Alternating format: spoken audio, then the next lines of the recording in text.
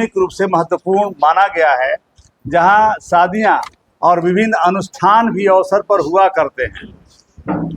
इस हमारा कैंपेन है कि धर्म गुरुओं को साथ लाया जाए। इसलिए यदि धर्म गुरु एक साथ चले आते हैं और ऐसे किसी भी शादी में, समारोह में न शामिल हो, न करावें जिसमें बालिका और बालक का विवाह हो रहा हो, तो निश्चित रूप से बहुत आसानी से इस सामाजिक बुराई और कानूनी बड़े अपराध को समाप्त किया जा सकता है।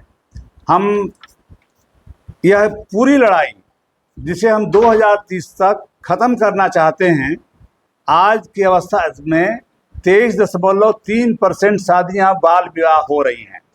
यदि आपका सहयोग एक बड़े आंदोलन के रूप में बिना मीडिया को साथ लिए और बिना सक्रिय हुए किसी आंदोलन का बहुत बड़ा हम लाभ नहीं ले सकते हैं, हमारी समझ है। इसलिए आपके सहयोग, धर्म गुरुओं का सहयोग और पूरे जन समुदाय का सहयोग जरूरी है इस सामाजिक बुराई को समाप्त करने के लिए। तो बाल विवाह अधिनियम 2006 में आया और बाल विवाह अधिनियम के अनुसार बाल विवाह में सामाजिक शामिल होने वाले पंडा, पुरोहित, पंडाल, बाराती, घराती सबको जेल हो सकती है और जुर्माना हो सकता है। लेकिन मेरी समझ है कि बहुत आम लोग इस बात को नहीं जानते हैं।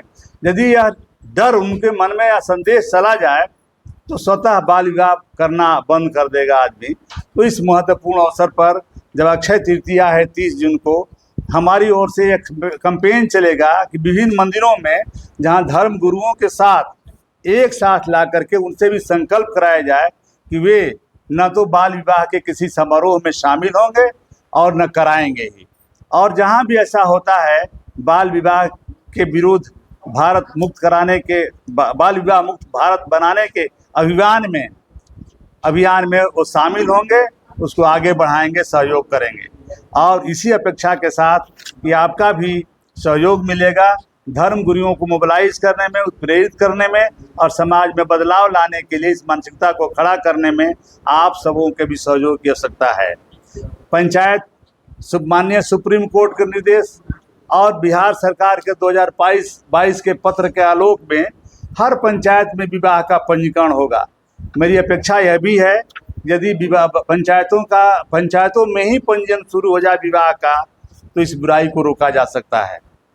अब पुनः एक बार आप सबों के सहयोग की अपेक्षा के साथ